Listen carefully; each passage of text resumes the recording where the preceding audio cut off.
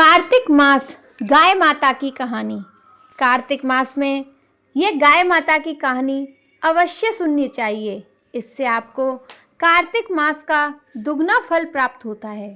आपको रोज सुबह स्नान करने के बाद तुलसी में जल अर्पित करते टाइम उसके बाद आसन पर बैठकर ये गाय माता की कहानी जरूर सुननी चाहिए। आज हम सुनाएंगे गाय माता की कहानी। बहुत पुरानी बात है। एक गांव में एक सेठ सेठानी रहते थे। सेठ बहुत पैसे वाले थे। पूरे गांव में उनकी बहुत इज्जत थी, लेकिन सिर्फ सेठानी को कोई औलाद का सुख नहीं मिला। शादी के 30 वर्ष बीत चुके थे। उनके घर का कोई उत्तराधिकारी नहीं था। सेठानी ने एक बार सोचा कि हमारे पास इतना धन दौलत है, लेकिन कोई उत्तराधिकारी नहीं। हमारे मरने के बाद यह सारा धन बेकार हो जाएगा। धन हमारे किस काम का।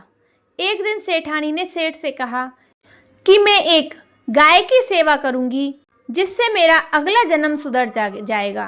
पूरा समय घर में अकेले रहती हूँ, मेरा मन नहीं लगता। सेठ जी ने हामी भर ली, लेकिन कई दिन निकल गए। सेठानी गाय लेकर नहीं आए। एक दिन सेठानी गांव के सुनार के पास गई और एक चांदी की गाय बनवाई। साथ ही गाय के लिए सोने के जेवर भी बनवाए। पाँव में पायल, गले में कंठी, गले का हार बनाए। गाय की पूजा पाठ करने लगी। रोजगार की पूजा करते, कहानी कहते, हलवा पूरी खीर बना भोग लगाते, फिर उसे भोग लगाकर बाहर के आने जाने वाली गायों को खिलाते। अब उठाने का समय बहुत अच्छे से गुजरने लगा। पूजा पाठ करते करते 1 साल बीत गया। एक दिन सेठ जी ने कहा, मुझे गाय माता का उद्यापन करवाना है। किसी योग्य ब्राह्मण को खाना खाने के लिए लेकर आए। तब सेठ जी गांव के ही एक पंडित जी के पास गए और बोली, पंडित जी, कल आप मेरे घर खाना खाने आना।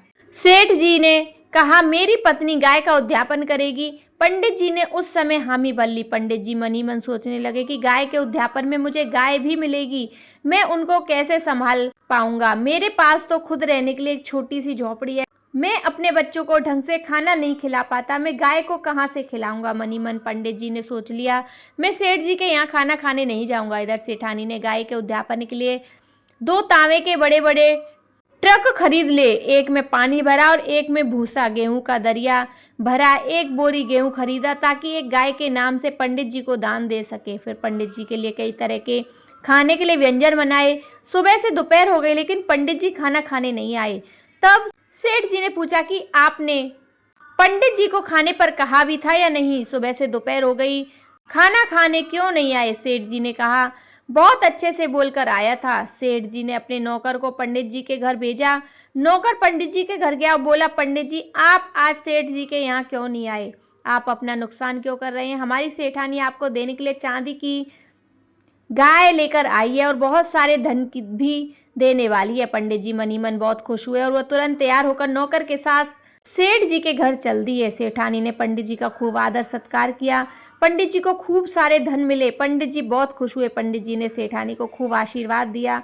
कुछ समय बाद एक दिन सेठ सेठानी की मृत्यु हो गई। तब यह मार्ग बैतरनी नदी आई। तो सेठानी ने आंखें बंद करके गाय माता का ध्यान किया। उसी समय उसके सामने चांदी की गाय माता आ गई। सेठ सेठानी के कहने पर गाय माता की पूंछ पकड़ ली और कहा, हमें बैतरनी पार करनी है। दोनों सेठ सेठानी ने गाय माता की पूंछ पकड़कर दोनों बड़े आराम से बैतरनी नदी पार कर ली। नदी पार करने के बाद सेठ जी और अपनी पत्नी के साथ बैतरनी पार करने के बाद सेठानी से पूछने लगे, ये कैसा चमत्कार हुआ, तुमने कब चांदी की गाय दान करी थी क्या। तब सेठानी सेठ जी को पूरी बात बताने लगी, हमारे धन का कोई उत्तराधिकारी नहीं, इसलिए मैंने चांदी की गाय बनाई थी। पूरे साल भर पूजा करके गाय के उद्यापन में चांदी की गाय और बहुत सारे धन दान में दी थी। उसी का फल है आज हमने बैतरनी नदी पार करी, बड़े आराम से पार कर ली। और जो भी मनुष्य अपने जीवन काल में ऐसा करता है, मरने पर उसे ये मार्ग में